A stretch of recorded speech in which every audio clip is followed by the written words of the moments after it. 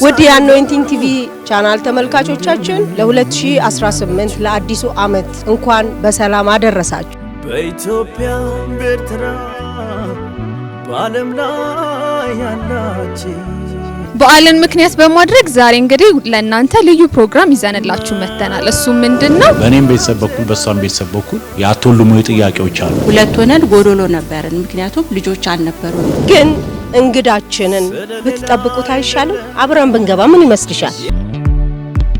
የኔ ዘመን የክብር ነው፣ የኔ ዘመን የኔ ዘመን የደስታ ነው፣ የኔ ዘመን የኔ ዘመን የክብር ነው፣ የኔ ዘመን የኔ ዘመን የደስታ ነው፣ የኔ ዘመን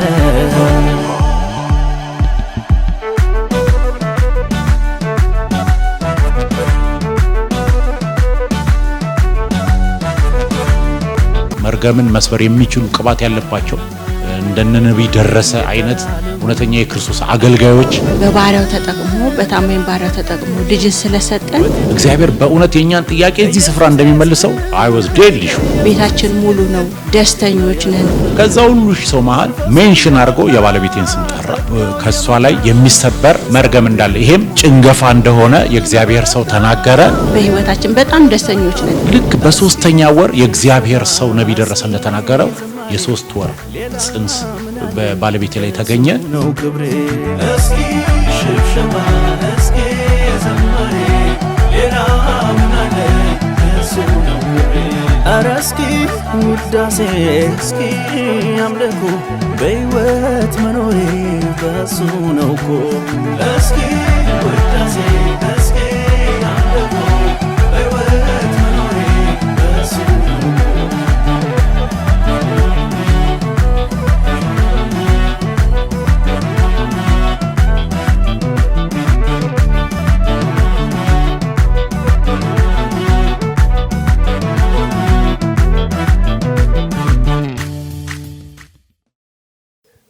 እንኳን አደረሳችሁ።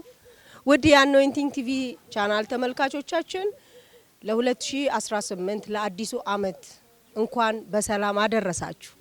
በዓልን ምክንያት በማድረግ ዛሬ እንግዲህ ለእናንተ ልዩ ፕሮግራም ይዘንላችሁ መተናል። እሱ ምንድነው? በቤተክርስቲያናችን እንዲሁም ደግሞ በዚህ በቤተክርስቲያናችን ባለራዕይ በእግዚአብሔር ሰው ነብይ ደረሰ ላቀው እግዚአብሔር ብዙ ታምራትን እያደረገ ይገኛል። ከነዛም መካከል ደግሞ ድንቅና ታምራት ከሆነላቸው ቤተሰቦች ጋር በዓልንም ከነሱ ጋር ልናሳልፍ ወደ እነሱ ጋር እያመራ ነው። ወዴት ነው የምንሄደው ፓስተር? እንግዲህ ልዩ የበዓል ፕሮግራም እህቴ እንደተናገረችው ልናከብር እየሄድን ነው። ግን እንግዳችንን ብትጠብቁት አይሻልም? አብረን ብንገባ ምን ይመስልሻል? አብረን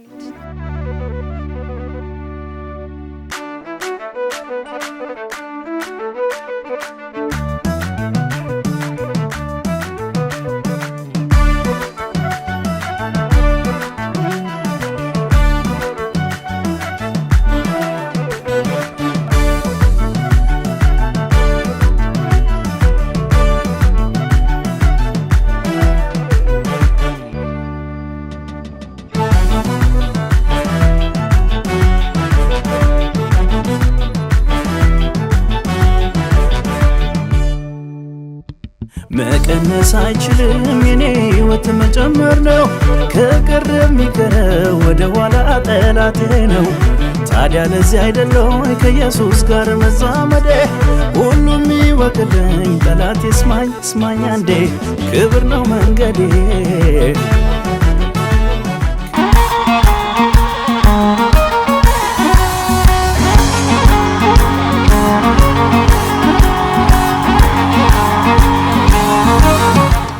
በድጋሚ እንኳን አደረሳችሁ። እንግዲህ መግቢያችን ላይ ዛሬ ልዩ ፕሮግራም እንዳለን አሳውቀናችኋል። ማንጋ እንዴት የሚለው ነገር አሁን አብረን ውስጥ እንገኛለን። በቤተ ክርስቲያናችን የሚያገለግል ፓስተር ብስራት አብሮን አለ ከቤተሰቡ ጋር። እነሱ እግዚአብሔር ያደረገላቸውን ነገር ልንጠይቅ ልናወራ፣ እንዲሁም በዓልን አብረናቸው ልናሳልፍ በዚህ ተገኝተናል። እንግዲህ እስከ ፕሮግራማችን ፍጻሜ ድረስ ከኛ ጋር ሁኑ። ፓስተር ብስሬ የቤተ ክርስቲያናችን ያው ፓስተር ነህ። እንግዲህ ዛሬ የበዓልን ፕሮግራም እናንተ ጋር ልናከብር መተናል ከመላ ቤተሰቦች ጋር። እንኳን ለ2018 የአዲሱ ዓመት በሰላም አደረሳችሁ። እኔም በመላው ዓለም ለሚገኙ እንዲሁም በኢትዮጵያ ውስጥ ላሉ የአኖይንቲንግ ቤተሰቦች፣ አካላት፣ አገልጋዮች መንፈሳዊ አባታችን መንፈሳዊ እናታችን እንዲሁም እናንተ ይህንን በዓል ዛሬ ከኛ ጋር ለማክበር ወደዚህ የመጣችሁ የቤተ ክርስቲያን ታማኝ አገልጋዮች ሁሉ እንኳን ለ2018 አዲስ ዓመት በሰላም አደረሳችሁ ላለው በድጋሚ እንኳን ደህና መጣችሁ። እንግዲህ ተመልካቾቻችን ብዙን እንደምናውቀው በዚህ በአኖይንቲንግ ቲቪ ቻናልም እንደተመለከት ነው እግዚአብሔር በዚህ በባለራእይ እግዚአብሔር በጣም ብዙ ታምራትን እያደረገ ታላላቅ ነገሮችን እያደረገ ይገኛል። ይህ ደግሞ እዚህም አጠገባችን ያለውን ፓስተር ህያው ምስክር ነው። በጣም በብዙ ሺዎችም የሚቆጠሩ ምስክርነት ያላቸውን ሰዎች ተመልክተናል ከዚህ በፊትም። እናም ዛሬ የመጀመሪያው ጥያቄያችን የሚሆነው ወደዚህ ስትመጡ ወደ ቤተክርስቲያናችን በምትመጡበት ሰዓት ምን አይነት ጥያቄ ውስጥ ሆናችሁ ነው የመጣችሁት እና መቼስ ነበረ? እስቲ ከሱን ጀምር። በመጀመሪያ ይሄ ድል ለኛ ገጥሞን እግዚአብሔር አደረገላቸው ተብሎ በተቀቡ የእግዚአብሔር ሰዎች ባለ ራእይና ታማኝ ባሪያ በነቢይ ደረሰ ላቀውና በነቢይ ሳራ አብዱራሂም ከእግዚአብሔር በተቀበሉት ቅባት ባገኘነው አገልግሎት እንደዚህ ለሌላ ሰው የሚተርፍ እግዚአብሔር ያደረገልን ነገር ለመናገር እድል ማግኘታችን በራሱ ትልቅ ነገር ነው። እግዚአብሔርን ስለዚህ ማመስገን ፈልጋለሁ። ለመጀመሪያ ጊዜ ወደዛ ቤተክርስቲያን የሄዱት ባለቤቴና የባለቤቴ ታላቅ እህት አሁን ደጃፍ ላይ ዌልካም ላይ ተቀበለቻችሁ እህት መሰረት እንዲሁ ከኛው ጋር በዛው ቤተክርስቲያን አገልጋይም ናት። የሰንዴይ ስኩል ሊደር ነች እና እሷ መጀመሪያ የእግዚአብሔር ሰው እንዳለ በዚህ ከተማ እግዚአብሔር ቀብቶት ግን በመላው ዓለም ላለው ጥያቄ ላለበት ሰው እግዚአብሔር በሱ ላይ መፍትሄ አድርጎ ያስቀመጠው ነብይ ደረሰ እንዳለ ሰሙ። የሄዱበትም ዋነኛ ምክንያት አንድ የንግድ እንቅስቃሴ የምናደርግበት ቤት ነበረን። ያ ቤት የሰፈሩ አይከን ነው፣ የሰፈሩ ምልክት ነው። ወደዛ ሰፈር ራሱ ለመሄድ እንደው ማጋነን አይሆንና እንደ ምልክት የሚጠቀስ ቤት ነው። ግን በጣም በመልካም ሁኔታ በጥሩ ይዞታ ከተሰራ በኋላ መከራየት አልቻለም።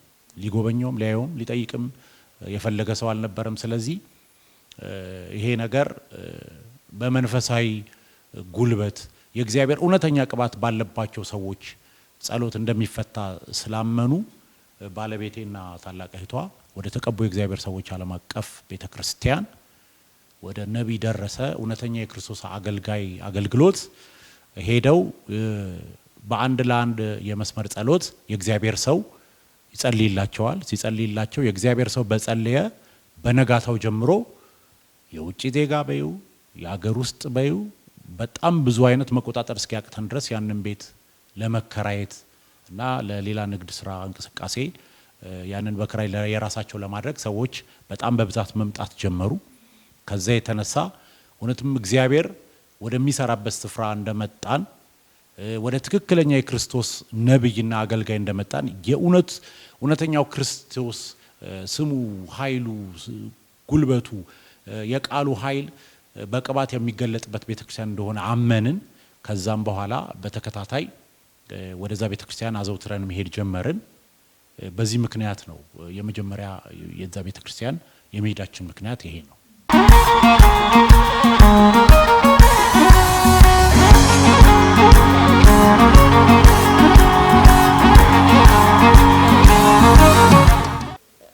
ያው እንግዲህ ወደዛ ስትመጡ ጥያቄ ይዛችሁ እንደመጣችሁ ፓስተር ብስሬ ያወራይ ነበር። እስቲ ወደዛ ስትመጡ በምን ሁኔታ ምን ይዛችሁ ምን ጠብቃችሁስ ነበር የመጣችሁት? ያው እግዚአብሔር በዛ ስፍራ ለብዙዎች ድንቅና መልካም ነገር ሲያደርግ በእርግጥም አይታችሁ ነው።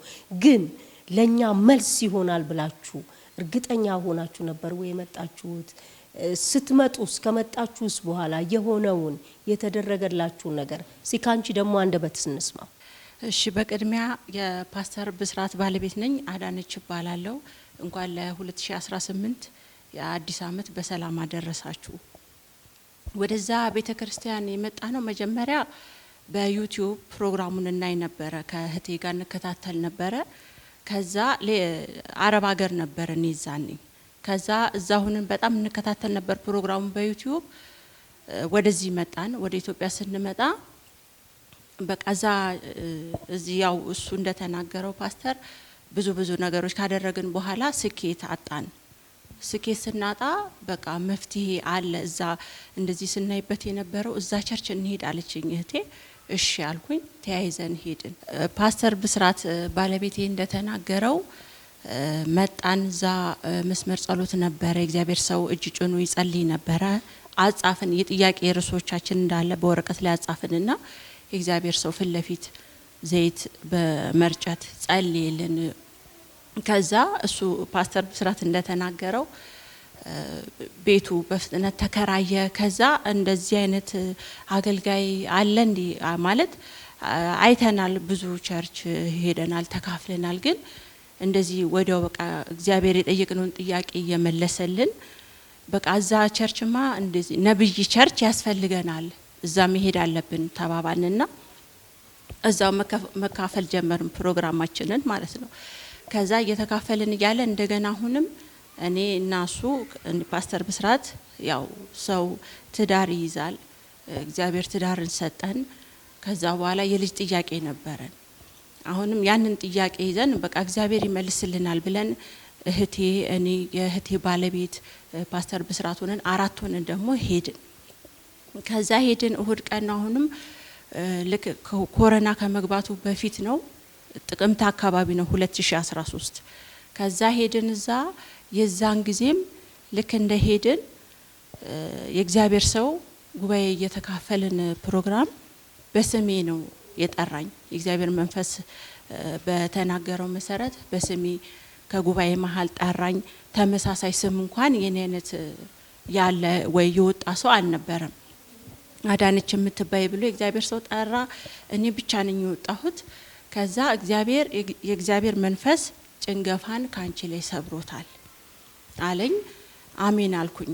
እግዚአብሔር ልጆችን ይሰጡሻል፣ የዛሬ አመት ልጅ ይዘሽ እዚህ ጉባኤ ተመጫለሽ ተመሰከሪያለሽ አለኝ። አሜን ብዬ ተቀበልኩኝ። ጸልየልኝ። ከዛ ወዲያው እሱ ተናግሮ የእግዚአብሔር ሰው ተናግሮ ጥቅምት ውስጥ ተናገረ። ህዳር ላይ እኔ ጸነስኩኝ። ወር ባልሞላ ጊዜ ውስጥ ማለት ነው ጸነስኩኝ። ከዛ ያለምንም ህመም ያለምንም ችግር 9 ወሬን ጨርሼ እግዚአብሔር በሰላም ወንድ ልጅ ሰጠኝ፣ ወለድኩኝ። እንደገና ድጋሚ አሁንም እዛው ቸርች ቀጠልን። ቤተሰቦቻችንም አሉ፣ ወንድሞቻችን አሉ፣ ሌሎች 3 ወንድሞቻችን። እነሱንም ሌላ ቸርች ይሄዱ ነበረ። በቃ ነቢያት ቸርች ያስፈልጋቸዋል አንና ወንድሞቻችንን ኢንቫይት አድርገን እዛ እነሱን መካፈል ጀመሩ። እዛው መንፈሳዊ ትምህርት ተማሩ። የእግዚአብሔር ሰው መንፈሳዊ አባታቸው ሆነ። ህይወታቸው ጥሩ ሆነ። በጥሩ ሁኔታ ክርስትናን ይዘው መሄድ ጀመሩ። እግዚአብሔር ብዙ በእግዚአብሔር ሰው በነቢይ ደረሰ ላቀውና በነቢይት ሳራ አብዱራሂም እግዚአብሔር ብዙ ነገር አድርጎልናል። ፋሚሊ እናታችን ተጸልዩላት ተፈውሳለች። እግዚአብሔር ብዙ ነገር አድርጎልናል። ከዛ በቃ እኛ እዛው ቤተክርስቲያን መቀጠል አለብን፣ ለኛ እንዲህ አይነት ቦታ ነው የሚመቸው የሚያስፈልገን ብለን ልባችን ስላረፈ ጸጋቸውን ስለተጠቀምን እውነተኛ የእግዚአብሔር ነቢያት ስለሆኑ እዛው ቸርች ተተክለን ቀረን። ይሄው እስካሁን አለን። እንደገና ደግሞ የእግዚአብሔር ሰው እንደተናገረው ልጅ ሳይሆን ልጆች ስላለኝ የዛኔ ሲናገረኝ ድጋሚ አሁን ሴት ልጅ ሰጥቶኝ የ9 ወር ሴት ልጅ አለች። ስትናገሩ እንደሰማ ነው። ወደዛ ስትመጡ ጥያቄ ነበራችሁ። እሱ ምንድነው? የልጅ ጥያቄ እና የእግዚአብሔር ሰው ደግሞ በትንቢት መንፈስ ሲናገር ጭንገፋ ይል ነበረ። እስቲ አሁን አንድ ነገር ልበልሽ። ልጅ በሌለሽ ጊዜ ወይንም ደግሞ ልጅ በናፈቃችሁ በፈለጋችሁ ጊዜ ልጅ ስታጪ እንደጠበቃችሁት ልጅ አልመጣ ሲል ስሜቱ እንዴት ነበረ? መቼስ ስትወጪም ስትገቢም ሰዎች አርግዘው ልጆች ሲጫወቱ የምታውቂያቸው ሰዎች ካንቺ በኋላ አግብተው ወልደው ስታይ ያንቺ ስሜት ምንድን ነበረ? እንዴት ይሰማሽ ነበረ? እንዴትስ ነበር ያንን ጊዜ ያለፍሽው? ከዛስ የእግዚአብሔር ሰው ጸልዮ ልጅ ከተቀበልሽ በኋላ ያለፈውንና ሲሆን ያለውን ስታልፊ የተቸገርሽበትን የምታዝኝበት ክፍል የሚሰማሽን እስቲ እሱን እነዛ ስሜቶችሽን እንድታወሪን ስለፈለግን ነው። እስቲ አንቺ ምን ይመስል ነበር? ስለ ልጅ ያለፈበት ሰው ያውቀዋል። የልጅ ጥያቄ ያለበት ሰው ያለፈበት ሰው ያውቀዋል። ከተጋባን በኋላ እኔና ፓስተር ብስራት ቀጥታ ልጅ ነው መውለድ የፈለግነው። የመጀመሪያ ጥያቄያችንም ልጅ ነበረ። ግን እኛ ባልነውና ባሰብነው ሰዓት አልነበረንም፣ አልመጣም እና በጣም እንጸልይ ነበረ እግዚአብሔር ልጅ እንዲሰጠን። በቃ ለምንድን ነው ቤተሰብም ለምን አትወልዱም ውለዱ ልጅ ምንድነው እሱ ይሉን ነበረ። ሰዎችም እንደዚህ የራሳችን የምንላቸው ብዙ ሰዎች ያው ልጅ ውለዱ ምንድነው እሱ ከዚህ በኋላ በቃ ምናምን ይሉን ነበረ። ግን እኛ ስላሰብነው ልጅን ማምጣት አንችልም እግዚአብሔር ካልሰጠ በስተቀር። ስለዚህ ያን ጥያቄያችንን ይዘን ነው እዛ ቤተክርስቲያን ሄድን፣ እግዚአብሔር ሰጠን። አሁን ከወለድን በኋላ ደግሞ ቤታችን ሙሉ ነው። ሁለት ሆነን ጎዶሎ ነበርን፣ ምክንያቱም ልጆች አልነበሩንም። አሁን ግን እግዚአብሔር በባሪያው ተጠቅሞ በታማኝ ባሪያው ተጠቅሞ ልጅ ስለሰጠን ቤታችን ሙሉ ነው። ደስተኞች ነን፣ በህይወታችን በጣም ደስተኞች ነን። ልጅ ስለ ልጅ የሌለው ሰው ወይም ልጅ ፈልጎ ያላገኘ ሰው ያውቀዋል ጉዳቱ ምን ያህል የልብ ስብራት እንደሚያመጣ፣ በህይወት ላይ ምን ያህል ተጽዕኖ እንደሚያመጣ ያላገኘ ሰው ፈልጎ ያላገኘ ሰው ያውቀዋል። እኔም አንዷ ስለነበርኩኝ። አሁን ግን ልጅ ካገኘን በኋላ በጣም ደስተኛ ነን፣ እግዚአብሔር ይመስገን። በልጅ ጥያቄ እግዚአብሔርን አንጨቀጭቅም፣ አናጉረመርምም። በቃ ደስተኛ ሆነን ጤነኛ ልጆች ደግሞ የሚገርመው እግዚአብሔር ልጅ ብቻ አይደለም የሰጠን ጤነኛ ልጆች። ወንዱ ልጃችን ከተወለደ 4 አመቱ ነው። እግዚአብሔር ይመስገን በትንቢት ስለመጣ አንድ ቀን ሐኪም ቤት አያቅም፣ ታሞ አያቅም። እግዚአብሔር ይመስገን ጤነኛ ነው። ምንም በቃ እንደዚህ አንድ ቀን ወልዶም ሰው እኮ በልጅ ይቸገራል፣ በጤና ይሰቃያል። እኛ ግን እግዚአብሔር ይመስገን ከወለድን በኋላ ትልቁ ደስታችን ጤነኛ ልጅ፣ ፈጣን ነው። በቃ እግዚአብሔር ባርኮ የተባረከ ልጅ ነው የሰጠን። ሁለተኛዋም ሴቷም ይሄው 9 ወሯ እሷም ከተወለደች ሐኪም ቤት ሄደን አናቅም። እግዚአብሔር ይመስገን ከፋርማሲ ሽሮፕ ገዝተን አጠጥተናቸው አናቅም። እና እግዚአብሔር ጤነኛ ልጅ ስለሰጠን በጣም ደስተኞች ነን። እግዚአብሔር ለምድራችን ስለሰጠን ስለ ነቢያቶቹ እግዚአብሔርን በጣም እጅግ አድርጌ አመሰግናለሁ።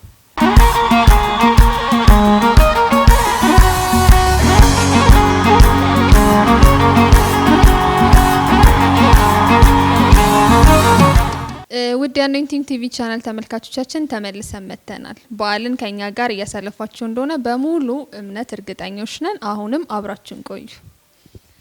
እሺ ፓስተር እንግዲህ እህታችን አድዬ በብዙ ገልጻዋለች ስለ ልጅ የነበረውን ነገር፣ አመጣጣችሁ እንዴት ነበረ የአባትነት ስሜት፣ መጀመሪያ ሳትወልዱ በፊት እንዴት ነበር የነበረ ስሜት፣ ከዛ በኋላ ልጅ ካገኛችሁ በኋላ ቤታችሁ እንዴት ነበረ፣ እሱንም ካንተ አንደበት መስማት ስለፈለግን ነው። እና በመቀጠል ደግሞ በአኖይንቲንግ ቲቪ ቻናል የዩቲዩብ ቻናላችን ላይ አንድ ምስክርነት ብዙ አመት የቆየ ምስክርነት ነበረ። እሱም ስለ 400 ቁጥር ነበረ። በዛ በ400 ቁጥር ያው የተደረገላችሁ ነገር አለ እና ስለሱም እስቲ እንድታጫውተን። ያው ሁሉም ሰው ወደ ትዳር ህይወት የመግባቱ ዋነኛ ፐርፐዝ እንደ እግዚአብሔርም ቃል ያው በልጅ መባረክን ይጓጓል። እኛም እግዚአብሔር በፈቀደው ጊዜ ወደ ትዳር ከገባን በኋላ ፕራዮሪቲያችንም የሆነው ልጅ ነው እና በጣም የልጅ ጥያቄ ነበርን እና የእግዚአብሔርም ቃል ሲናገር ዘፍጥረት ላይ አብርሃም በጣም ብዙ ሀብት ነበረው፣ በጣም ብዙ ሰርቫንቶች ነበሩት፣ በጣም ብዙ በዙሪያው ሰዎች ነበሩት። ግን ልጅ ስላልነበረው በጣም ያዝን ነበረ። ስለዚህ እንደ ማንኛውም ባለ ትዳር እንደ ማንኛውም ባል ልጅ ይፈልግ ነበር። ምክንያቱም እግዚአብሔር ዘር እንዲቀጥል ትውልድ እንዲሄድ በትዳር አመካኝቶ ነው ልጅን የሚሰጠው። ስለዚህ የልጅ ጥያቄ የመጀመሪያ ጥያቄያችን ነበር። እንደ እግዚአብሔር ፈቃድ ሆኖ እግዚአብሔር በብዙ ነገሮች ባርኮን ነበር። ዋነኛው ነገር ግን አልነበረንም፣ ልጅ አልነበረንም። ስለዚህ በጣም የልጅ ጥያቄ ነበር። ቤት ውስጥ ስንገባ ሁለታችንን የምንተያየው ተመሳሳይ ፊት፣ ተመሳሳይ ድምጽ እና ትዳርን ደግሞ በመንፈሳዊም ኢቭን ናቹራሊም እንኮ ትዳርን ቴስት የሚሰጠው ልጅ ሲኖር ነው እና ሁልጊዜ ያው ጥቂት የማይባሉ አሰልቺ ጊዜዎች ነበሩ። ምክንያቱም ልጆች የሉ፣ የልጅ ጉጉት በጣም ከፍተኛ ነበረ። ቅድምም ባለቤቴ አድዬ እንደተናገረችው በእኔም ቤተሰብ በኩል በሷም ቤተሰብ በኩል ያቶልሙ ጥያቄዎች አሉ። በእርግጥ እግዚአብሔር ዘመንን ቆጥሮ ልጅን መቼ እንደሚሰጥ የሚያውቅ የታመነ እግዚአብሔር ነው። ግን እነሱ እንደ ሰው ደግሞ ዘራቸውንም የዝምድናቸውንም ማሳብ ጫናዎች ነበሩት። የኛ ፍላጎት እንዳለ ሆኖ እንደገና ደግሞ ኤክስተርናል ጫናም ነበረው። ምክንያቱም ወላጆቻችንም የኛን ፍሬዎች ማየት ይፈልጉ ነበር። ስለዚህ አስቸጋሪ ጊዜ ነበር። አስቸጋሪ የሚያደርገውም ደግሞ በዚህ ምክንያት አንደኛ የኛ የልጅ ጉጉት፣ ሁለተኛና ሌላው ምክንያት ደግሞ ቤተሰቦቻችን ከተጋባን እንድንወልድ ይጠብቁ ነበር እና በጣም ከባድ ነበር።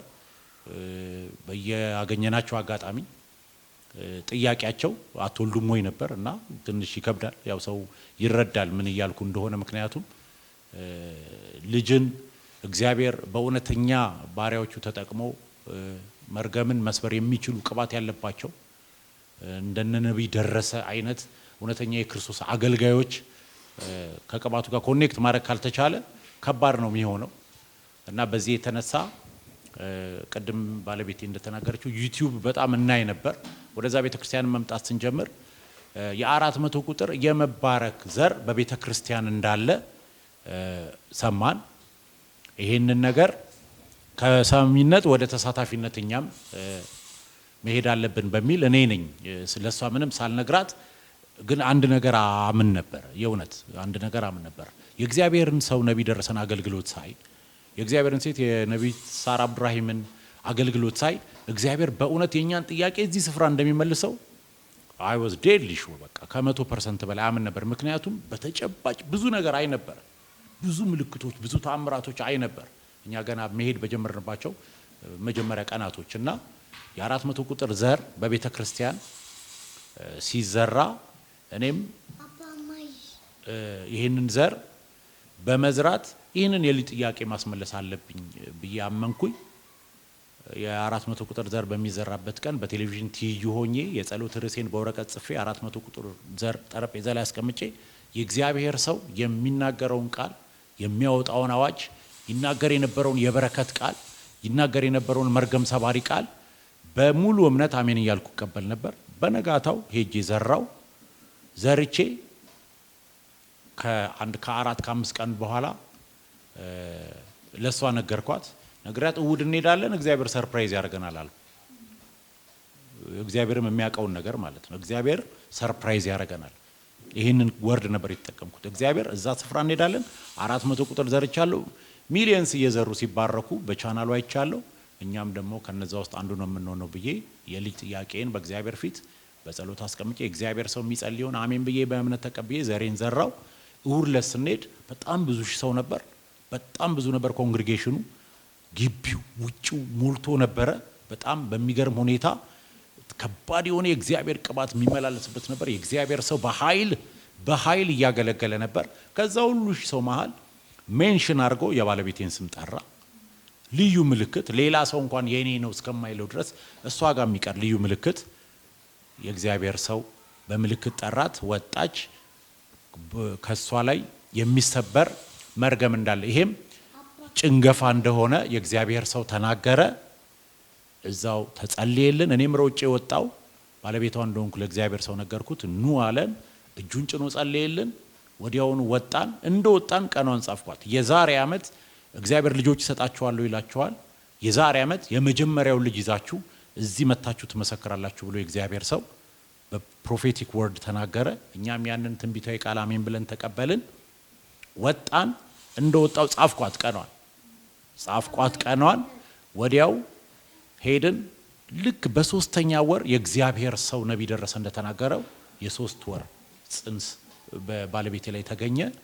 ከዛ በኋላ መተን መሰከርን እና ቀድምም እህቴ እንዳልሽው በዩቲዩብ ላይ የ3ኛው ወር ጀምረን ነው የመሰከር ነው። ምክንያቱም እግዚአብሔር አስደናቂ ነገር በ400 ቁጥር ዘር ሲያደርግ እኛ ሕያው ምስክሮች ነን። ብዙዎች ከካንሰር ሲፈወሱ፣ ከኤችአይቪ ሲፈወሱ፣ ከኤፕሌፕሲ ሲፈወሱ፣ በጣም ብዙ ሰዎች ዲያቤቲክ የነበሩ በጣም ብዙ ሰዎች ከውስጥ ከውጭ ደዌ ሲፈወሱ፣ በበረከት ሲጎበኙ፣ ዜሮ ቀርተው ምንም ስራ አጥተው የነበሩ የስራ በር ሲከፈትላቸው ስላየን እኛም በ400 ቁጥር ዘር የመጀመሪያ ልጃችንን ለማግኘት እምነት ሆኖልን የእግዚአብሔር ሰው እንደተናገረው የመጀመሪያው ወንድ ልጃችንን ሳሙኤል ብስራትን የእግዚአብሔር ሰው በተናገረው የትንቢት ቃል በትንቢት የተወለደ ልጅ ይሄ ወንድ ልጃችንን የእግዚአብሔር ሰው እንደተናገረው በ400 ቁጥር ዘር አገኘን። ዘርተን ብዙ ነገር ይሆነልን። ከብዙ በጥቂቱ ይሄን ይመስላል። ፓስተር እግዚአብሔር በዛ ስፍራ ስላደረገላችሁ በእውነት ልጆች መጽሐፍ ሲናገር ልጆች የእግዚአብሔር ስጦታ እንዲሁም የማዕፀን ፍሬ ናቸው ተብሎ እንደተጻፈ እግዚአብሔር በእግዚአብሔር ሰው አልፎ ለናንተ ልጆችን ስለሰጣችሁ በልጅ ስለተባረካችሁ በዚህ ነገር እኛም አብሮ ሰራተኞች ደስ ብሎናል። ተመልካቾቻችን ፓስተር ብስራት የቤተ ክርስቲያናችን ፓስተር ብስራት ቤት በጉብኝትና እግዚአብሔር በዛ ስፍራ በእግዚአብሔር ሰው አልፎ ያደረገለትን ነገር አብረን ልንጨዋወት የበዓልን ፕሮግራም ልናደርግ እንዲህ ደግሞ ደመቅፏ ብሎ ቤቱ ጠብቀውናል። ደስ የሚል የበዓል ፕሮግራም አለን። እንደገና በዚህ በዓል ፕሮግራም ደስተኞች ሁኑ። ተመልሰን እንገናኛለን። ተባረኩ።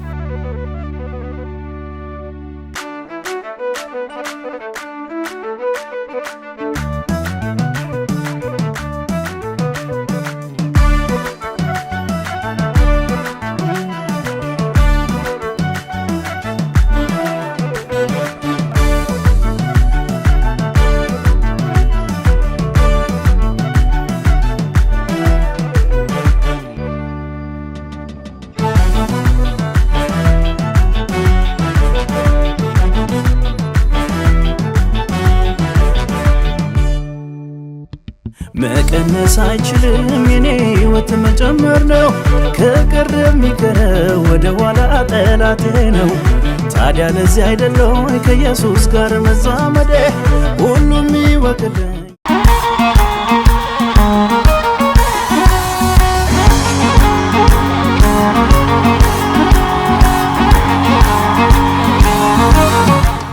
ውድ አኖይንቲንግ ቲቪ ተመልካቾቻችን ተመልሰን መተናል። ቆይታችን እንደቀጠለ ነው። የበዓል ፕሮግራሙ እንዲህ እንዳማረ እንደደመቀ በፓስተር ብስራት ቤት ቀጥሏል። አሁን ፓስተር ብስሬ አንድ ጥያቄ ልጠይቅ ነበረ። ጌታ ኢየሱስን ከማወቅህ በፊት ያለህን ህይወት ደግሞ ጌታን ካወቅክ በኋላ ጌታን ደግሞ ካወቅክ በኋላ በነበርክበት አካባቢ መንፈሳዊ ህይወት ምን ይመስል ነበረ? ወደዚህ ወደ ተቀቡ የእግዚአብሔር ሰዎች ቤተክርስቲያን ከመጣህ በኋላ ያለህ መንፈሳዊ ህይወት ምንድነው? ብዙዎች አንተን የሚያውቁ ፓስተር ብስራት በሚባለው በቤተክርስቲያናችን ባለ ፓስተርነት ነውና እስቲ እነሱን ነገሮች እያነጻጸርክ የነበረህን የበፊቱን ያሁኑን ብታወራን። እሺ አመሰግናለሁ። ፓስተር ብስራት በመጀመሪያ ተወልጄ ያደኩት አዲስ አበባ ነው። ፒያሳ አካባቢ ነው ተወልጄ ያደኩት። ከዛም ያው ለረጅም ጊዜ ያው ብዙ ሰው እንደሚገምተው አካባቢዎች ነዋሪውን ይቃኛሉ እንደሚባለው በከባድ አይሆንም በሆነ ህይወት ውስጥ ነበር ያሳለፍኩት። ወደ ዩኒቨርሲቲም ጆይን ካደረኩ በኋላ 5 ኪሎ ዩኒቨርሲቲ ነበር የገባሁት እና በጣም ከባድ የሆነ ህይወት ነበር ያሳለፍኩት። ያው ይታወቃል 4 ኪሎ፣ ፒያሳ፣ መርካቶ፣ ካሳንቺስ፣ 22 ቦሌ ሲባል በእኛ እድሜ ክልል ያለ ሰው ኢቭን ክርስቲያን እንኳን ሆኖ በጣም በስጋት የሚንቀሳቀስበት አካባቢ ነው። ምክንያቱም በጣም ብዙ ነገር ዶሚኔት ያደርጋል፣ ዓለማዊ ሐሳብ ዶሚኔት ያደርጋል እና ኢየሱስ ክርስቶስን እንደ ግል አዳኝ አድርጌ ከተቀበልኩ በኋላ ደህንነትም ክትትልም ማር ነበር። በአንድ ቤተክርስቲያን ውስጥ አባል ነበርኩ። ግን ከፕሮግራም በኋላ ወደ ጫት ቤትና ወደ ናይት ክለብ ነበር የምሄደው። ከፕሮግራም በኋላ ኦልዌይዝ ወደ ናይት ክለብ ወደ ጫት ቤት ነበር የምሄደው። ምክንያቱም እውነት ነው ቃል ማር ነበረ፣ ፕሮግራሞችን መካፈል ነበር። ግን ኮንክሪት የሆነ የእግዚአብሔር ኃይል እንቅስቃሴ ስላልነበረበት ሊትራሊ የእግዚአብሔር ኃይል ይንቀሳቀስበት አልነበረም። ይሁን የሃይማኖት ስርዓት የሚመስል ነገር ነበር። ስለዚህ ዝም ብሎ ኦን ኦፍ ነው። ደስ ሲለኝ እሄዳለሁ፣ ደስ ሲለኝ አልሄድም። ከዛ እንደዛ ከተመረቅንም በኋላ ወደ ስራም ከገባ በኋላ ስራም ሰራው እዛው በአዲስ አበባ ዩኒቨርሲቲ ቀርቼ እዛው ዩኒቨርሲቲ ውስጥ ነው ስራም ሰራው በውጤቴ ምክንያት እዛው ቀርቼ እና ከዛም በኋላ ወጣ ገባ ያለ የክርስትና ህይወት ነው ያለኝ እና ብዙ ሰው የሚያቀኝ በቤተ ክርስቲያን ሳይሆን ከዛ ውጪ ባለ ምናልባት በጣም ታዋቂ በሆኑ የናይት ክለቦች አካባቢ ዳንስ ወዳደር ነበር ኢንተርናሽናል ዳንስ ወዳደር ነበር እጅግ በጣም ብዙ ኢትዮጵያ ውስጥ የመጣ ፈረንጅ ሁሉ እኛን ሳያገኝ አይሄድም ምክንያቱም 5 ኪሎ ዩኒቨርሲቲ የሀገሪቷ ትልቅ ብሔራዊ ሙዚየም ነው እዛ ሲመጣ እኛ ጋር ነው የሚመጣው እኛ እናገኘዋለን እኛ ስናገኘው የጾታም ጥያቄ ያለበት የአደንዛዥ ዕፅ ጥያቄ ያለበት የፈለገውን አይነት ነገር ጥያቄ ያለበትን እኛ ነበር የምናስተናግደው ግን ቸርች እሄዳለሁ ግን እንደዚህ አይነት ስራ መሰራ ነበር እና ከፍተኛ የሆነ የገንዘብ እንቅስቃሴ ውስጥ ነበርን ምክንያቱም አዲስ አበባ የረገጠ ኢትዮጵያ ውስጥ የረገጠ ናሽናል ሙዚየም ይመጣል ናሽናል ሙዚየም ደግሞ እኔ ከምሰራበት እኔ ከተማርኩበት ከአዲስ አበባ ዩኒቨርሲቲ በ20 ሜትር ርቀት ላይ ነው አጥር ነው የሚለየው እና እዛ የሚመጡትን ፈረንጆች እንይዛለን በጣም ብዙ እግዚአብሔር የማይከብርባቸውን ነገሮች አድርግ ነበር ግን እየተመለስኩ ቸርች ውድ ሄድ ነበር ከዛ በረጅም ጊዜ እንደዛ ካሳለፍኩ በኋላ ከዛም ከአዲስ አበባ ወደ ቢሾፍቱ በትዳር ከባለቤቴ ጋር ከተዋወቅን በኋላ ረዘም ያለ የጓደኝነት ጊዜ ነበረን ከዛ እስክንጋባ ድረስ የተወሰነ የጓደኝነት ጊዜ ነበረን ከዛም ወደ ስፍራ ከመጣው በኋላ እንደዛው አይነት የሚመስል ላይፍ ነበር መጀመሪያ ሰሞን ከዛ በእግዚአብሔር ፊት የእውነት ለመናገር በተቀቡ የእግዚአብሔር ሰዎች ዓለም አቀፍ ቤተክርስቲያን መምጣት ከጀመርኩ በኋላ የእግዚአብሔርን እጅ ማየት ጀመርኩኝ በህያው እግዚአብሔር ፊት የምናገረው ኢቭን እዛ ያለውን የኃይል እንቅስቃሴ የነቢያቶቹን እውነተኛ የእግዚአብሔር ቅባት መገለጥ ማየት ከጀመርኩኝ በኋላ ድሮ እንደነበረኝ አይነት በዚህም በሁለት ማለት የመጫወት ሐሳብ መፍራት ጀመርኩኝ ምክንያቱም በጣም ብዙ ሰው እንደፈለገ መሆን አይችልም እንደዛ አይነት ቦታ ሲሄድ እንደውም በዚህ አጋጣሚ በመላው ዓለም ለሚገኙ የአኖይንቲንግ ቲቪ ተከታታዮች እንዲህ አይነት ነገር የሚያስቸግራቸው ሰዎች ካሉ ራሱ መተው ይሄ ቀንበር እንደሚሰበርላቸው እኔ ህያው ምስክር ነኝ ቀንበር እንደሚሰበርላቸው ሰው ጮሆም ይወጣል በትምርትም ይወጣል በሚገርም ሁኔታ የኔ ትንሽ የሚያስቸግር ነበር አንዳንድ ጊዜ ምንድነው ጮሆም ይወጣው ያው ከቅባቱ ፍረት የተነሳ ይሰበራል ይሄ በትምርት ግን የሚወጣው ፔሸንስ ይፈልግ ነበር የእግዚአብሔር ሰው የእግዚአብሔር ሴት እግዚአብሔር ዘመናቸውን ይባርክ አገልግሎታቸውን ይባርክ ሳይታክቱ ጊዜ ወስደው በደንብ እኔም ቤተሰቤም ቤተሰብ ብንቆጥር በጣም ብዙ ነው አሁን የባለቤቴ ወንድሞች ባለቤቶቻቸው ወደ 12 አካባቢ ነን አሁን እያስተማሩን ቪአይፒ ትምህርት ቪዥን ኢምፓርቴሽን እያስተማሩን እኛ በተሰራ ማንነት በዛ ቤተክርስቲያን ውስጥ ተተክለን እንድንቆይ አሁንም እስካለሁበት እስከ ፓስተርነት ድረስ እግዚአብሔርን እያገለገልኩ ከታመኑ ባሪያዎቹ ስር ሆኜ የራዩ ተካፋይም የራዩ አገልጋይም ሆኜ በእግዚአብሔር ቤት ተተክዬ ለሌሎች ጓደኞቼ መገረሚያ ነኝ እኔ አሁን የተወለድኩበት አካባቢ ያሉ በመላው ዓለም ያሉ ጓደኞቻችን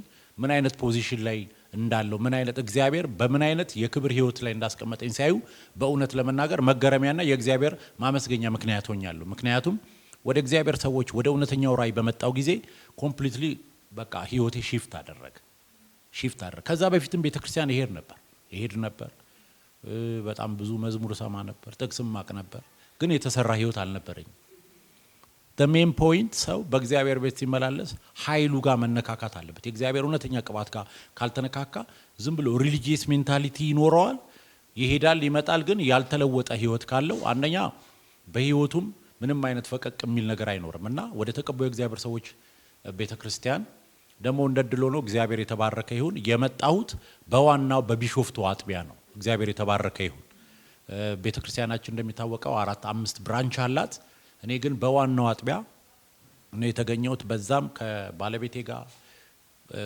ወደ 11 ከምንሆን ሙሉ ቤተሰብ ጋር የቪዥን ፓርቲሽን መማር ጀመርን በደንብ የሚሰራ ህይወትን የሚቀይር እግዚአብሔር በዘመን መካከል በቀባቸው እውነተኛ ባሪያዎቹ ለትውልዱ ያለውን የምሰማበት ስፍራ እግዚአብሔር የዘመኑን ሐሳብ የወቅቱን የጊዜውን ሐሳብ የሚናገርባቸው ነቢያቶች ባሉበት እግር ስር ቁጭ ብዬ መማሬ ብዙ ሰው እንዴት ሊቀየር ይችላል ከሚለው ኢቭን እናት አባቶቼ፣ ቤተሰቦቼ፣ ወንድም እህቶቼ ይገረማሉ የኔን መቀየር ያዩ። ይሄ ሁሉ የሆነው ወደዚህ ቤተክርስቲያን መጥቼ በእግዚአብሔር እውነተኛ ባለራእዮች በእግዚአብሔር እውነተኛ ነቢያትና አገልጋዮች ስር ቁጭ ብዬ መማሬ በህይወቴ መለወጥ እንዲሆንልኝ እድል ፈጥሯልና የቀደመው ህይወቴ በጣም ከባድ ነው የነበረው። ወደዚህ ስፍራ ግን ከመጣው በኋላ ስቲል በዩኒቨርሲቲ የሚያቆኝ በአብሮ በመወለድ በአካባቢ የሚያቆኝ በሌላ ሀገርም በተለያየ ሁኔታ የሚያቆኝ እስኪገረሙ ድረስ ሌላ ሰው እስከመስላቸው ድረስ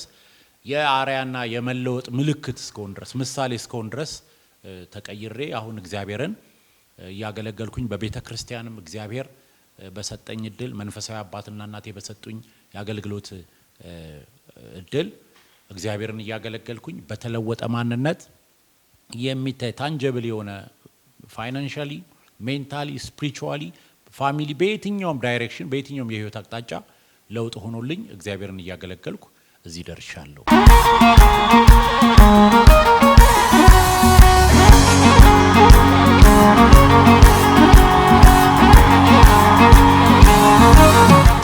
በእውነት በጣም ደስ ይላል።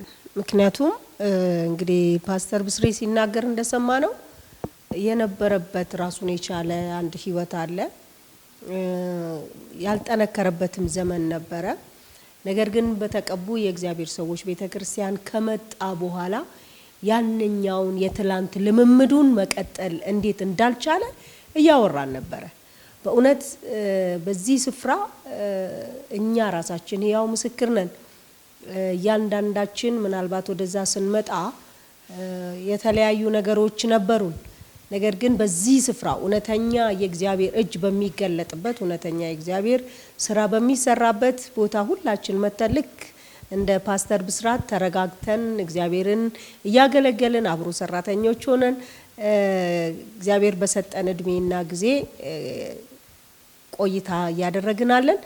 ጌታ ኢየሱስ ስላደረገላችሁ ስለሆነላችሁ ስለደረሰላችሁ እንዲሁም በቤታችሁ መልካም ነገር ስለበዛ እጅግ ደስ ብሎናል። ጌታ ይባርካችሁ። እንግዲህ አዳነች አንቺን በድጋሚ ልጠይቅሽ ነው። ፓስተር ብስራት የነገረን ወይንም እያጫወተን ያለ ነገር አለ። ጌታን ካወቀ በኋላ ያለው ህይወቱና በጋብቻ ካንቺ ጋር ከቀጠለ በኋላ እነዛ ልምምዶቹ አብረውት እንደነበሩ ነገር ግን እዚህ በተቀቡ የእግዚአብሔር ሰዎች ቤተክርስቲያን ከመጣ በኋላ ነገሩ እንደተቀየረ ነግሮናል። እስቲ ይሄንን አጠር አድርገሽ ወደዛ ወደኛ ጋር ከመምጣታችሁ በፊት የነበረውን ነገር ልምምዶቹን እስቲ እሱ ያለውን አጠር አድርገሽ ብትነግሪ። ፓስተር ብስራት እንደተናገረው ያው ወደ አኖይንቲንግ ቸርች ከመሄዳችን በፊት እንዳለው እሱ ብዙ የህይወት ቻሌንጆች ነበሩ። በእኔና በሱ መሀል አለመግባባት ነበረ። እንዳለው ያው ቸርች ይሄዳል፣ ተካፍሎ ፕሮግራም ይመጣል። ከዛ በኋላ ያለው ነገር ቤት ውስጥ እኔንም የሚረብሹኝ አንዳንድ ነገሮች ነበሩ። በዛ ምክንያት አለመግባባት ነበረ። እንዲያቆማቸው እንዲተዋቸው የሚፈልጋቸው እሱም እንደተናገረው ሱሶች አሉ። ቸርች ይሄዳል እንዳለው ይመጣል፣ ተመልሶ እዛው ነው። ያ ነገር እኔ ማይመቸኝም። በቃ ቤት ውስጥ አለመግባባት ነበረ በዛ ምክንያት።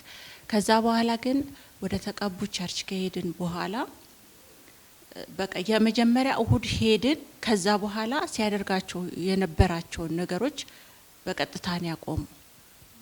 በቃ እንደ ተምረን ገባን። ከዛ በኋላ ምንም ነገር በቃ 100% ተቀየረ፣ ህይወቱ ተቀየረ። ከዛ በኋላ እኛም የሰላም የኑሮ ደስተኛ ሆነን መኖር ጀመረን። ጭቅጭቅ ከቤታችን ቀረ። በዛ እግዚአብሔርን በጣም አመሰግናለሁ። ያው እዚህ ቸርች በመሄዳችን ብዙ ተጠቅመናል። መንፈሳዊ ህይወታችን አድጓል። ምድራዊ በረከትም እግዚአብሔር ባርኮናል። እግዚአብሔር ይመስገን። በልጆች ብዙ እንደተናገር ነው ብዙ ነገር እግዚአብሔር አድርጎልናል። ከምንም በላይ ደግሞ ህይወታችን ተለውጧል። በቃ ብዙ ቅባትን ከእግዚአብሔር ሰዎች ቅባትን እየተካፈልን ነው። እውነተኛው ኢየሱስን ከነሱ እየተካፈልን ነው። እግዚአብሔር ስለነሱ እየተባረከ ይሁን።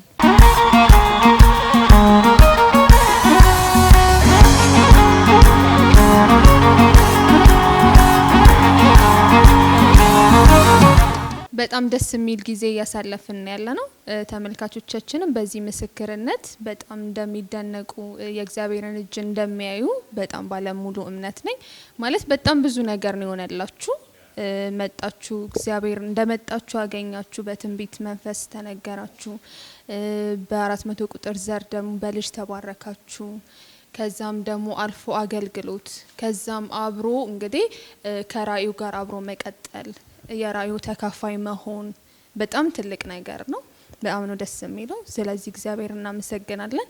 እና በዚህ ራእይ ውስጥ አብራችሁ ስትጓዙ ከነቢያት አገልግሎት ጋር ቅባት እግዚአብሔር ታላቅ ቅባት ባስቀመጠባቸው አገልጋዮች ጋር አብሮ ማገልገል ህይወትህ ላይ ያለውንም አንዳንድ ነገሮች ነግረህናል። እስቲ ምን አይነት ለውጥ በኑሯችሁ በትዳራችሁ ሚያዝና ሚጨበጥ ለሰዎች ይሄ ነው ብላችሁ የምትነግሩት ነገር ካለ፣ እንዲሁም ደግሞ የፓስተርነት ሹመቱ እንዴት ነበረ? ይሄንን አንድ ላይ ጠቅለል አድርገህ እስቲ ያጫውተን። ኦኬ፣ ወደዚህ ቤተክርስቲያን ወደ ተቀባዩ እግዚአብሔር ሰዎች ዓለም አቀፍ የወንጌል አገልግሎት ቤተክርስቲያን ከመጣው በኋላ በጣም ያስተዋልኩት ነገር ቢኖር አባላት የማብዛት አይደለም። በእውነት ነው። እውነተኛው ክርስቶስ፣ እውነተኛ የእግዚአብሔር ቅባት፣ እውነተኛ የእግዚአብሔር ነቢያት ያሉበት ስፍራ ስለሆነ ሜምበርስ የማብዛት ነገር አይደለም ኖቲስ ያደረኩት። ምክንያቱም ትንሽም ቢሆን ኤክስፒሪየንሶች አሉ ሌሎች ቸርቾች አባል መሆን ቀድሜም ጌታን ከማግኘት ጋር ተያይዞ አንዳንድ ነገሮችን የማስተዋሉ እድል ነበረኝ እና ወደ ተቀባዩ እግዚአብሔር ሰዎች እና በነቢይ ደረሰ ላቀው በተቀበለው ራእይ ስር ያየሁት ግን ነገር ትንሽ ዲፍረንት ነው። ምንድነው ያየሁት? ሰዎች ጌታን ካገኙ በኋላ በዛ ቤተክርስቲያን ከዛ ክርስቶስ በልባቸው ታትሞ እውነተኛው የሆነውን ኢየሱስ ክርስቶስን ማን እንደሆነ ያወቁ ኃይሉን ኤክሰርሳይዝ እያደረጉ ዝም ብሎ ቃል መዝሙር የሆነ ከመሸምደድ በዘለለ የኢየሱስ ክርስቶስን እውነተኛ ኃይል እየገለጡ የሚኖሩበት የፕሮፌቲክ ወርልድ ትንቢታዊ ዓለም ነው እና ፕሮፌቲክ ወርልድ ደግሞ የእግዚአብሔር ቃል እንደሚናገረው ሰው ከእግዚአብሔር የተነገረለትን ሁሉ በረከት እየያዘ እየወረሰ የሚኖርበት ነው። ዝም ብሎ እየሰማና እየተመኘ ብቻ ሳይሆን የተባለውን ሁሉ እየወረሰ እየጨበጠ የሚኖርበት ዓለም እንደሆነ በተቀባዩ እግዚአብሔር ሰዎች ዓለም አቀፍ ቤተክርስቲያን አስተውያለሁ እና እዛ ጸንተንም ቅድምን ባለቤቴ እንደተናገረችው ጸንተንም ልንቆይ የቻልንበት ምክንያት ልዩነት አይተን ነው። ልዩነት እነሱም በሌላ ሀገር በሌላ ዓለምም ቢሆን የአንድ ቤተክርስቲያን አባልና አገልጋይም ነበሩ። ግን ልባችን ርፍ ያለው እንደገና እውነተኛው ኢየሱስ ክርስቶስን የሚያገለግሉ እውነተኛ የተቀቡ የእግዚአብሔር ነቢያት ለብዙ ሰዎች የእረፍት ምክንያት፣ የመሳቅ ምክንያት፣ የመጽናናት ምክንያት፣ የመባረክ ምክንያት፣ ጭንገፋ የመሰበር ምክንያት፣ የመውለድ ምክንያት ሲሆኑ በአይናችን አይተን በህይወታችን በጓዳችን ዊትነስ ስለሆነን በዛ ረክተን የቆምንበት ምክንያት ይሄ ነው። በዛም የተነሳ በጣም ህይወት ለዋጭ የሆኑ ትምህርቶችን ተማርኩኝ።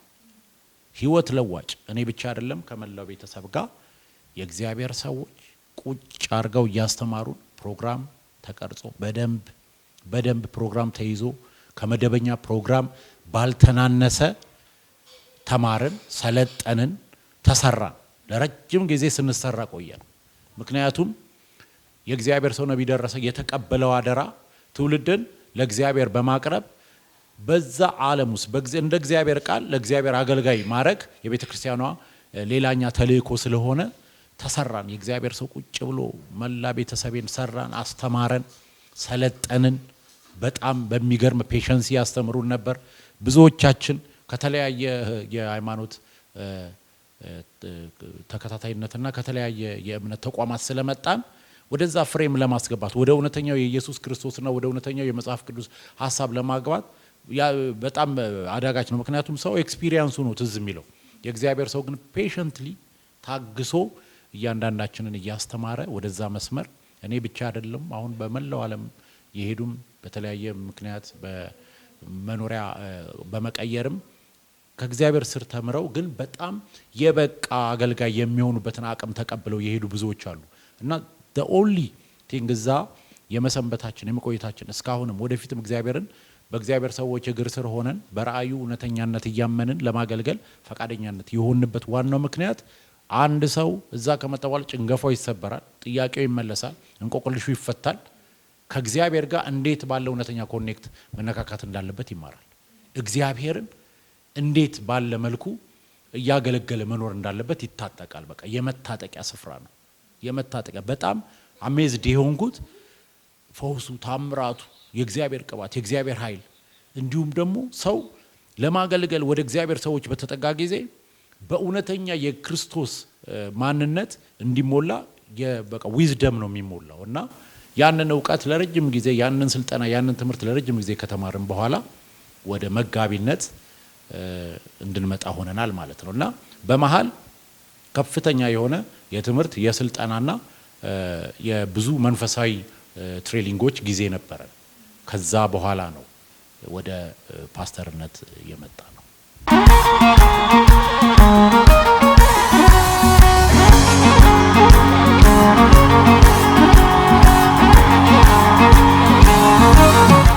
ፓስተር ብስሬ ከናንተ ጋር የነበረን ጥሩ የበዓል ፕሮግራም ነበረን። እስቲ ማጠቃለያውን አዲሱ ዓመት እንደመሆኑ አንፃር ለቤተ ክርስቲያኒቱ ለህዝቡ የምታስተላልፉት መልእክት ካላችሁ እድሉን ለናንተ ልስጥ። እሺ፣ በመላው ዓለም የምትገኙ የአኖይንቲንግ ቲቪ ተከታታዮች፣ ቤተሰቦች፣ አባላት፣ መንፈሳዊ ልጆች፣ አካላት ሁሉ በድጋሚ እንኳን ለ2018 አዲስ ዓመት ለኢትዮጵያ ካላንደር አዲስ ዓመት እንኳን አደረሳችሁ እያልን ካሜንሲ ነው የምንለው። እንግዲህ ኢየሱስ ክርስቶስ በዘመን መጨረሻ ለሰዎች መፍትሄ አድርጎ የቀባቸው ነቢያት ወዳሉበት ወደ ተቀቡ የእግዚአብሔር ሰዎች ቤተክርስቲያን እየመጣችሁ እውነተኛውን ኢየሱስ፣ እውነተኛውን ቅባት፣ እውነተኛውን ኃይል እንድትቀምሱ እንድትነካኩ ነው። እኛ ህያው ምስክሮች ነን። we are the living witness። ምክንያቱም የተደረገልን ሰዎች ነን። እንዲና እንዲያ እዛ በመሄዳችን ሆነልን ብለን ለሌሎች የምናቆየው ታሪክ የቀረልን ሰዎች ነን። ከዛ የተነሳ ወደዚህ ቤተክርስቲያን እየመጣችሁ የእግዚአብሔርን በረከት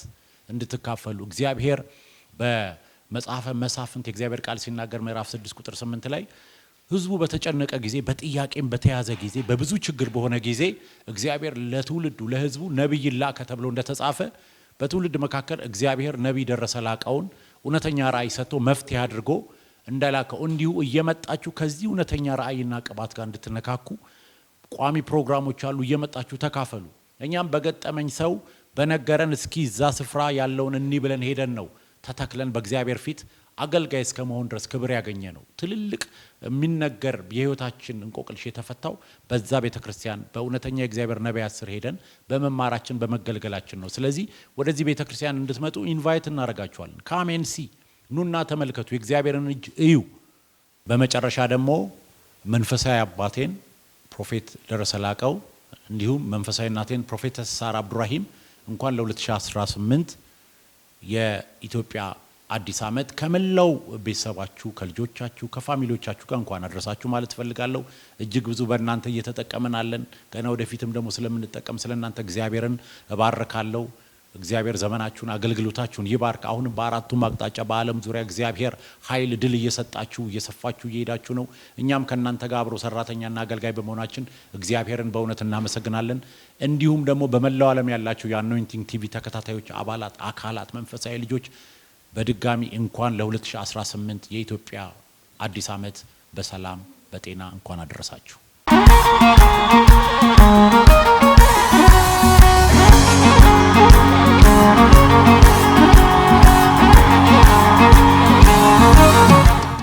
መላው የአኖይንቲንግ ቲቪ ተከታታዮችና ተመልካቾች ቤተሰቦች እንኳን ለ2018 የኢትዮጵያ አዲስ ዓመት አደረሳችሁ።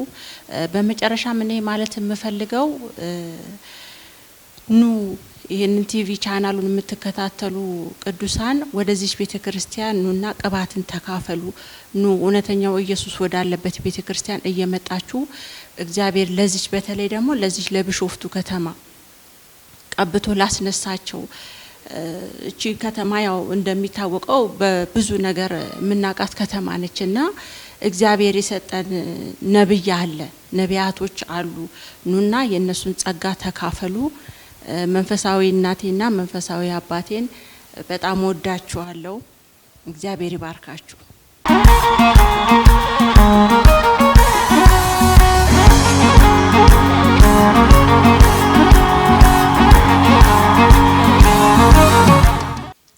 ብስራት እንኳን አደረሳችሁ። ትክነ አንተ ግን ትክነ ኢየሱስ ትክነ አንተ ግን ትክነ ኢየሱስ። ሳሙኤል ብስራት ጎልያድን ማን ነው የጣለው? ዳዊት።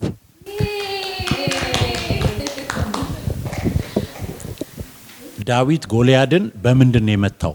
በወንጭፍ።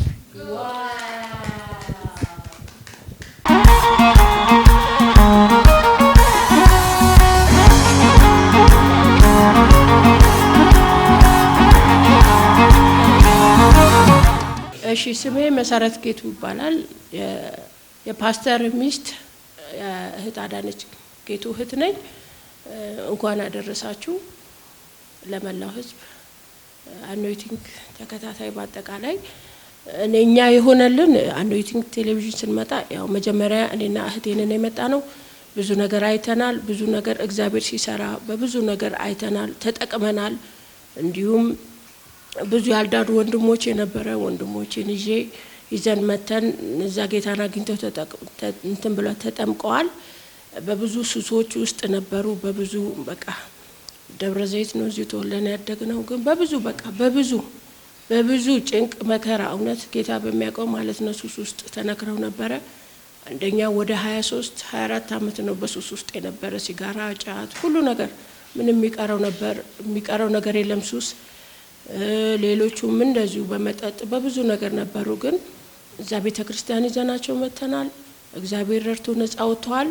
አሁን ጌታን እያመለኩ በዛ ቤተክርስቲያን ውስጥ እንገኛለን። በብዙ እርግማናችንን ሰብሮ ጌታ ወንድሞቼን በብዙ በቃ በፊት ምንም አይሰሩም ነበር፣ በሱስ ውስጥ ነበሩ። አሁን ግን የራሳቸው ስራ የራሳቸው ነገር ጌታ ሰጥቷቸው እየሰሩ አሉ እና የእግዚአብሔርን ሰው እናመሰግናለን። ጌታ ኢየሱስ ዘመኑን ይባርከው። በቃ ነብይ ሳራንም እናመሰግናለን። እኛ በጣም እድለኞች ነን። በተለይ ደብረ ዘይት ያለን ህዝቦች በጣም እኛ አሁን ወደ ቤተክርስቲያን ስንሄድ አንድ ባጃጅ ናት ወይ አንድ ታክሲ ናት፣ ርቀት የለውም። በጣም መተን መጠቀም ብዙዎች አሁን ተወላጆች ብዙዎች አሉ በሱስ ውስጥ ያሉ መተው ነፃ እንዲወጡ እኛ ጌታ እንደረዳን እነሱንም ጌታ እንዲረዳቸው በብዙ በቃ ተስፋ አለኝ። ያው ጌታ ኢየሱስ ይባርካችሁ። አመሰግናለሁ።